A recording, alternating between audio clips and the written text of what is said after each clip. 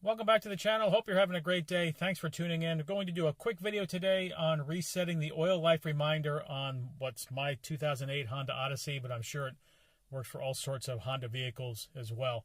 And you notice here on the screen, I have an oil life of 15%, so I just changed oil today. Oil life was getting down there. And the first thing you need to do to reset this, it's pretty straightforward. Turn the key to the on position. That's why you see all the, the battery light and the oil light is on.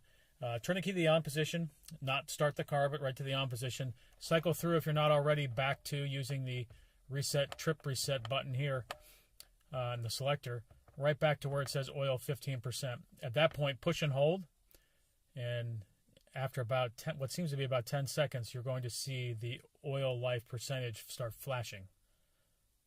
So it will start flashing any minute. As it does, you release and push and hold again until it clears.